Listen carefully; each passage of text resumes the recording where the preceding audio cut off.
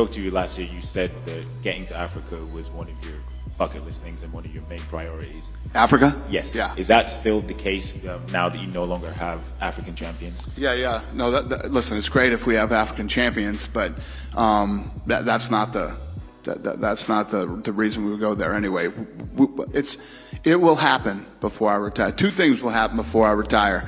We will do a fight, at least one fight in Africa, and there will be a PI in Africa.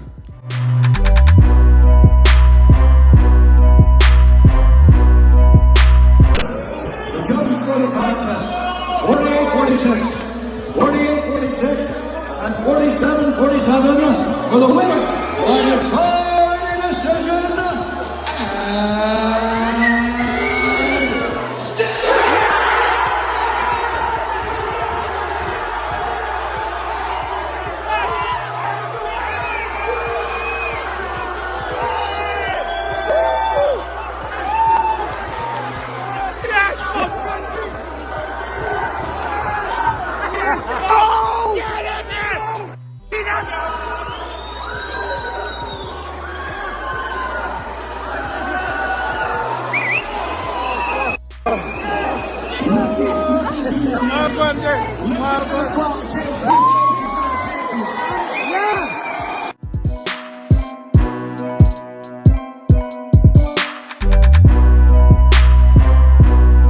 First one ended in a knockout, and I know Kamaru in the lead up to the fight was talking about dominating rounds leading up to that. How satisfying is it to actually win it on the scorecards this time and actually be winning that amount of rounds against him in the fight rather than it being just a one-shot deal? I think just prove that how much I've improved right over the years. I wasn't able to show my performance in Utah because altitude. I think that showed now that attitude played a big part in my performance, you know. And yeah, but like I said, Kamaru is a tough opponent. He got a great team behind him. But it's true, like I said, believe it's my time.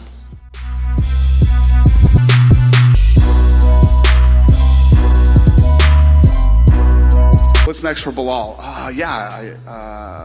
Where's Hunter? Who's Bilal fighting? I forgot.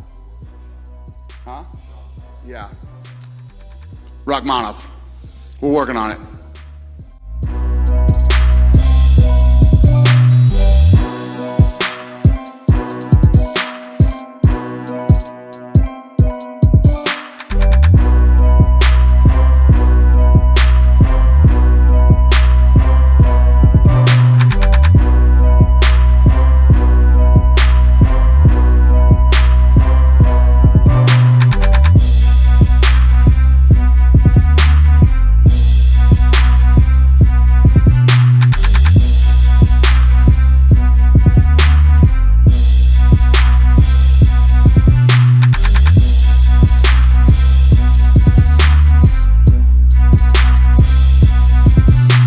Speaking of Colby, there's unconfirmed reports that he's here in London as the backup fighter. Can you guys shed any light on that? This is the first time I heard of it. I don't know. Yeah, first I've heard of that. All right, fair enough. Thank you. At the press conference, both Leon and Kamaru said they had no idea that you were even coming. So, A, do you believe that? And how, if so, if that's true, how did you and the UFC kind of keep this secret? Because I don't think anyone knew you were in town until you stepped on the scale. Yeah, the real reason, you know, it was kept a secret is because, you know, a lot of people in England, you guys like to quote Shakespeare, you know. In America, where I come from, we like to quote the great poet Lil Wayne. And just like Lil Wayne said, real G's move in silence, like lasagna. Shout out Weezy.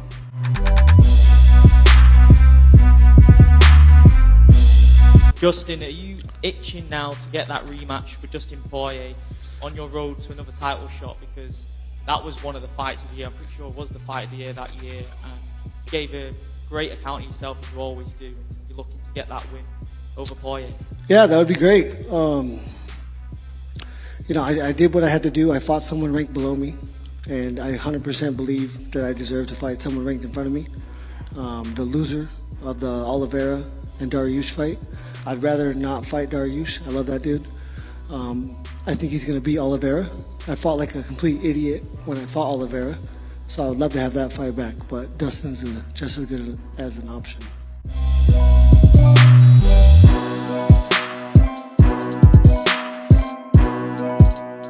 And earlier you had mentioned some unprofessional fighters in your division. Who exactly were you referring to? I was referring to that dogface. You know, he talks all this, dude. He said all these things about me in the media. Yeah, of course they're gonna say things in the media. They don't say things in my face or in the octagon. He's been saying, I want to fight for the title 170. I want to fight Colby, this and that. Dude, the guy quit to the common cold. The guy quit on a weight cut when he had the best professionals that the UFC PI can offer. Millions of dollars put into this guy in marketing, and he had the easiest fight in the division, the soy boy Nate Diaz, and he still couldn't make weight. He missed weight by 9 pounds, and he's laughing it off like this is a joke. He's a joke. The guy sucks at fighting. He's unprofessional, and I don't want to ever hear that guy's name again. You guys hype him up to be this great giant. The guy couldn't hold my jockstrap. Last thing on him, a lot of people seem to want it. They wanted you two to fight. Was that ever presented to you? And would you even accept that now, given what he missed weight by 9 pounds? It was never formally presented to me. We talked about it. It was the fight that I wanted. I wanted to derail that hype train. Everybody was building him up to be colossal, like he was this great fighter. I saw the quitter in him from the start. I knew he had no cardio. I knew I would expose his gas tank and make him break inside 5 rounds. The guy quit in 3 rounds. I mean, what's he gonna do when he gets cardio and the cardio king for 5 rounds? So, I was begging to fight that. I was chomping at the bit, but we saw how unprofessional he was. They gave him the easiest fight, Nate Diaz, to set it up to fight me the next fight, to build this up and make it a spectacle, and he couldn't do it. He's out there laughing, missing weight by 9 pounds when he had the best professionals in the world, the UFC PI. So the guy's a clown. I don't want to ever hear that guy's name in this division again. Let that dog face out in 85.